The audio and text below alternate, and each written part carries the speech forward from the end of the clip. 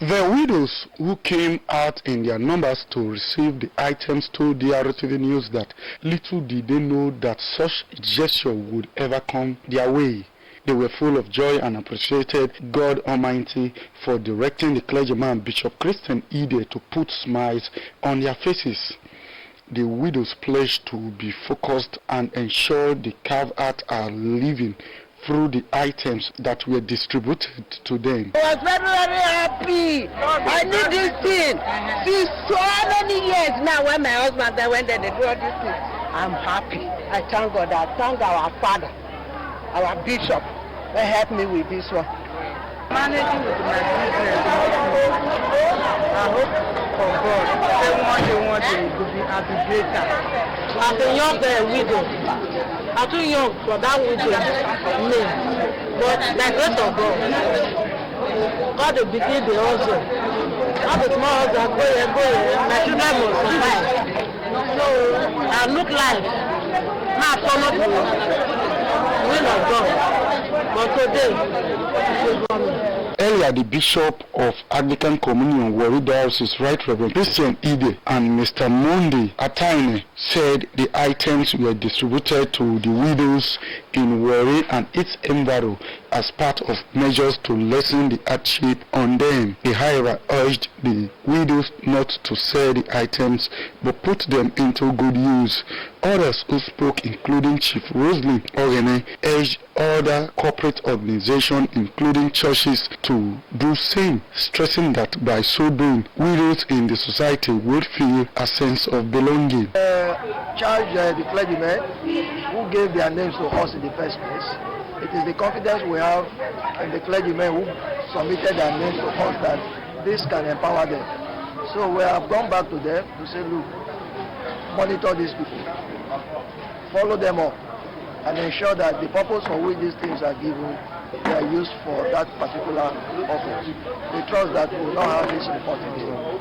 Because my message has always been that they should put these things into proper use. You see, the intention is to empower widows. And that is why you saw what happened today. Some others were trained in the area of making of soap, Dettol, air freshener, popcorn, all geared towards empowering the widows. Besides the spiritual aspect that they benefit from the church, there is need to address the physical aspect. And that is the essence of today's ceremony. And this is the 11th edition of this celebration. The women.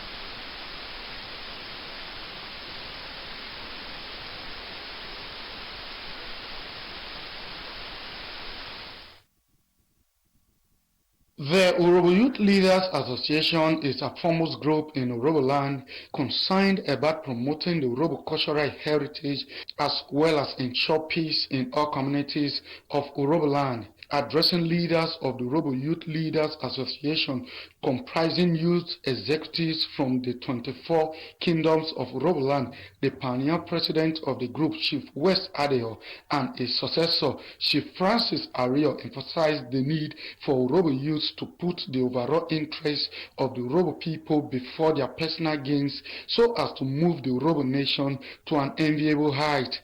They called on members and the leadership of Urhobo youth leaders to make deliberate efforts and put machineries in place to ensure that whatever is due Urhobo youths is not diverted nor shortchanged.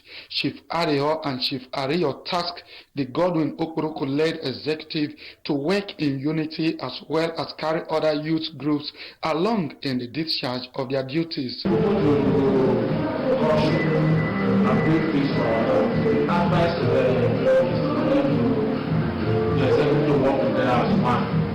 And the most important thing, if they can understand themselves and work together as one, we'll do a lot of achievements for them.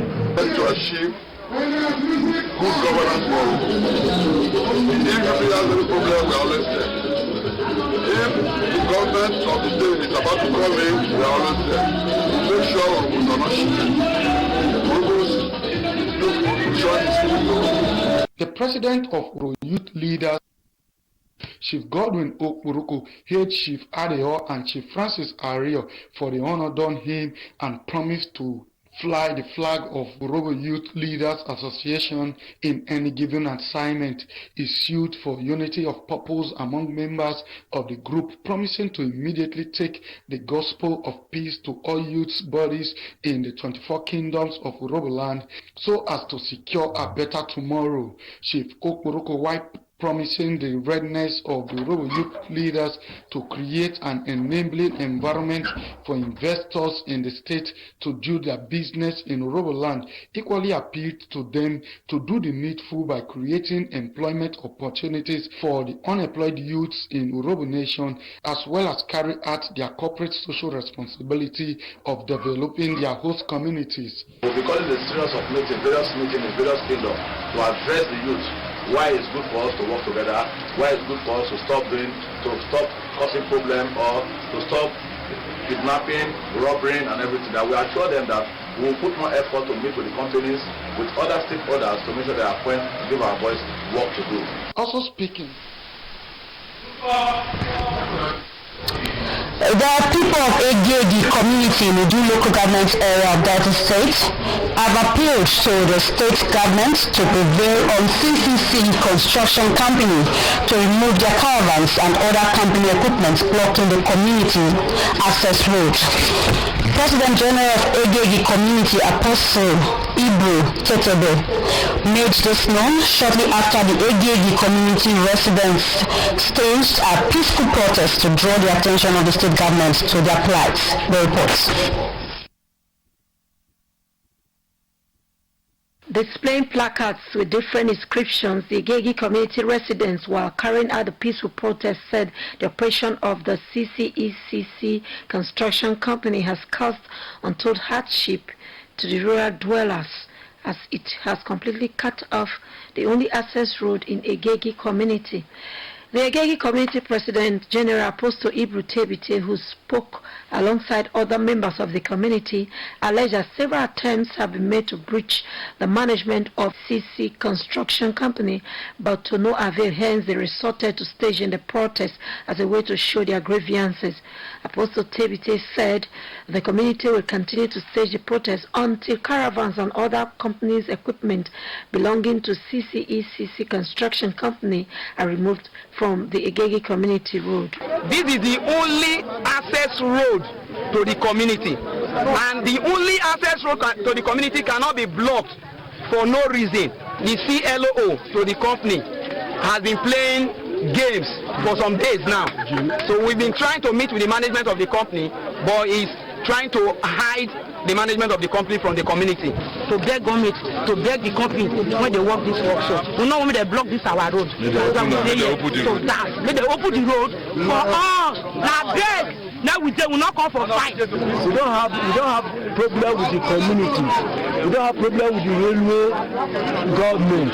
But this government that brought the road, we don't need it. Our boys have never go there for a problem before. They have not asked us money from there before. So I don't know what the reason why they will block our, they want to block our community. We don't even. The police area command Warri has arrested and detained 20 councillors of Oyo local government legislative arm for alleged grievous bodily harm and attempted murder of a councillor representing Ward 1, Honorable James Emmanuel Rema. The police source at the area command told the Drtv News on Friday that some of the arrested councillors also destroyed some office furniture of the Oyo local government legislative chamber at the Oyo Council Secretariat. The reports.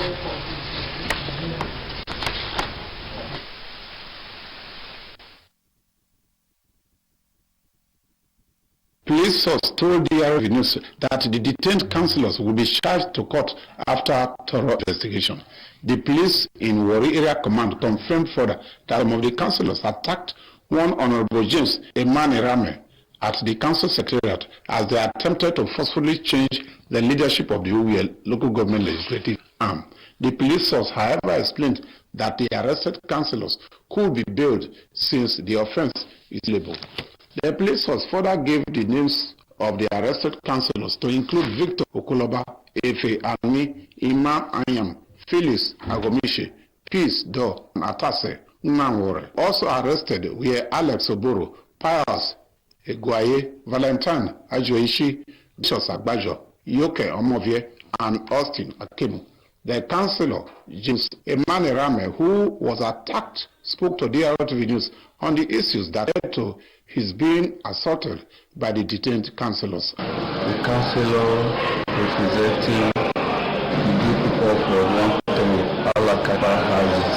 On Wednesday night, July 2019, I was at the council secretariat in the legislative chamber where I was attacked. I was seriously beaten up by these councillors.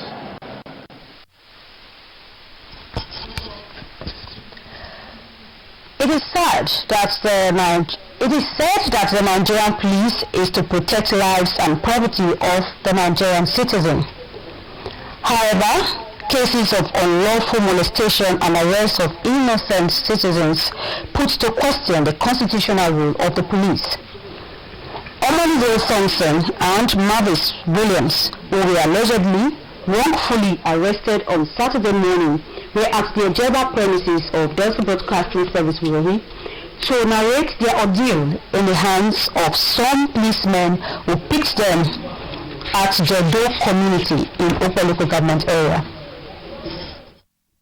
Omonigo Thompson and Malvins Williams are national diploma graduates of the Delta State Polytechnic Otefe Ogara. They both studied business administration and management. They were at DBS Warri office to complain how they were allegedly molested and arrested by some policemen at Jedo. According to them, the policemen, numbering 6, stopped, searched and destroyed their phones before forcing them into their vehicle. They said the policemen who drove them round town threatened to take them to the police station if they do not give them the sum of 200,000 naira, which they later reduced to 50,000 naira after much pleading.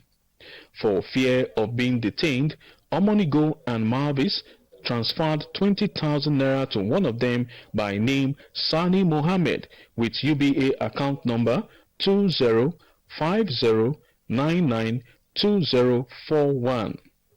In order to complete the 50,000 naira, the policemen took them to an Access Bank ATM to withdraw the balance 30,000 naira before they were set free. I saw some policemen on my way when I was coming, so they stopped me. When they stopped me, they searched my pocket and they didn't see anything. They saw a little torchlight on my phone. So when they saw my torchlight, they was going into the details of my torchlight, but I didn't see anything to them. So we are trying to beg them, where is the issue and why do you guys detain us here? They say nothing because they want to investigate us. Investigate us about when you didn't see anything. The police officer didn't answer for my name, or the police officer didn't say I steal somebody money, or anybody didn't make complaint about me that I stole anybody money. These guys forced me to pay almost 200,000. So I was begging for 5,000 just to live there and get them free money. These guys say no. These guys take us to another place that we should do transfer for them almost 50,000, and we did the transfer for them about 30,000. So they take us. The Center for Niger Delta Studies of the Delta State University Abraka is to hold a colloquium with the theme Rediscovering the Kingdoms of the Niger Delta, on Tuesday and Wednesday, July 16 and 17, 2019. Speaking after first featuring on our radio program on Melody FM 88.6, Make Country Better, the director of the center, Professor Jeff Mokobia, explained that the colloquium is to kickstart a research in the culture, history and traditions of the kingdoms of the Niger Delta. Professor Mokobia disclosed that the research was initiated by the Senate of the school or institution to formally document the history of the kingdom. We are not going to have the mind that we are going to admit students for now. We just want to go into real research into the Niger Delta activities. And in Niger Delta, there are a lot of things we can talk about. Two traditional rulers from the three senatorial districts each are to speak on the colloquium. They include the Olu of Warri, Ogiame Ikenwoli, Pere of Bayamatu Kingdom, Aketepe, Agadagba Oboro the Second, Oroje of Ope Kingdom, Ore the First, and Ovie of Agbon Kingdom, Ogun Merime, Ukori the First. Others include the Dane of Agbo, Kiagbo Rekuzi the First, and the Asaba of Asaba, Obi Chike Edozia. The Delta State Governor, Dr. Ifeanyi Okowa, would be the special guest of honor, while the Vice Chancellor of Delta State University, Professor Victor Peretimode, will chair the event. The colloquium on the kingdoms of the Niger Delta is the first of its kind by any university in Nigeria. However, that report will come to the conclusion of our news bulletin, but before we go, a reminder of one of our major stories. Vice President Yemi Oshibajo on Friday commissioned a massive road network of 20.29 kilometers executed by the Delta State government in some Riverine communities of Ogula Kingdom in Burtuluku government area. Professor Oshibajo, while commissioning the road project, expressed the readiness of the federal government to collaborate with various state governments to ensure massive development of the Riverine communities in the Niger Delta region. And that's the news. Thank you for watching.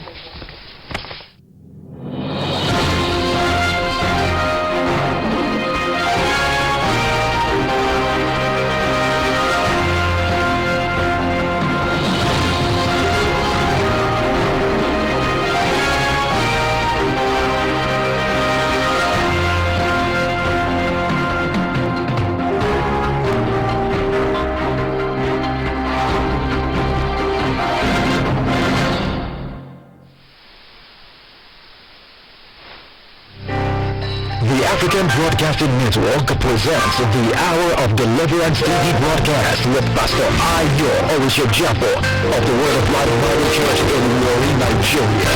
A divine word will take you from the smallest to the greatest. A divine word will take you from the poorest to the richest. Pastor Ayo Orishojapo is called of God to preach, teach, and minister under the unction of the Holy Spirit as thousands around the world receive salvation, healing, and deliverance from diverse demonic oppressions and influences. You don't serve that God. You serve a living God. He is the same yesterday. He is the same today. He is the same forever. And now, witness the power and anointing from God's Word as we join Pastor Ayo Orishojapo for the Hour of Deliverance.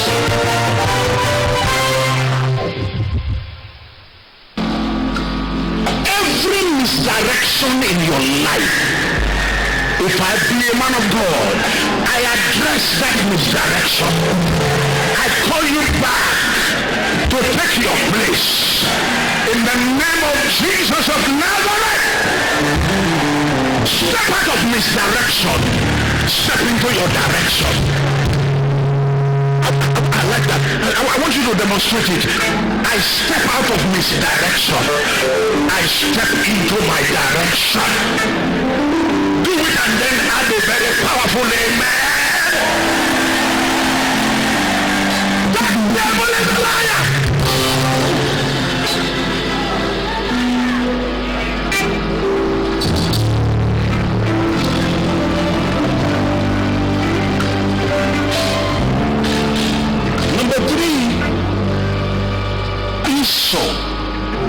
probably commonized the assignment. We do that many times. Many of you in this house, you are waiting for my blessing, but you commonize assignments. You are given assignment in the house of God and you commonize it. You make it look like nothing. Probably that's what made him waste time. He was strolling. In the meantime, he didn't know Jacob was scheming while he was strolling. The thing when you think say not important, it is very important. Somebody else won't collect them. He communized it. It meant nothing. Someone said to Saul, "Thus says the Lord, go to Amalek and slaughter anything that has life." Everything. Everything, animal and human being. But when he got to Amalek, he slaughtered many, but he took the king, took choice animals, took a few other people, he selected some. He lost his kingdom to David because he commonized what he was told. The assignment he was given, he commonized it. So, are you know what I told you to do? I finished everything. Look, you want to know the truth? Saul actually believed that he has finished everything. That was his belief. Oh, what about the sound I'm hearing? Oh, it's just a few sheep there that the people collected from sacrifice or something. What about Hagar? It's just, I just felt we should just, you see, so you are dictating to God the assignment. In fact, you are modifying it. You are giving your own version of the assignment. And so the kingdom was taken from him and given to his neighbor. That's what Samuel said. He said the kingdom has been taken from you and given to your neighbor who is better than you. For everything you commonize, somebody else is waiting to collect. Don't commonize any assignment. No matter how small it looks. Come and sweep the church. Yes, sir. Be here. Oversweep it. Sweep it, resweep it, and resweep it. And resweep. Heaven is watching you.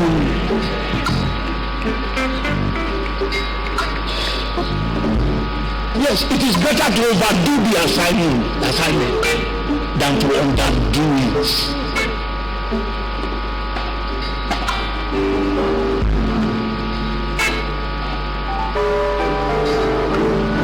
So he just with the assignment. Look at 2 Kings.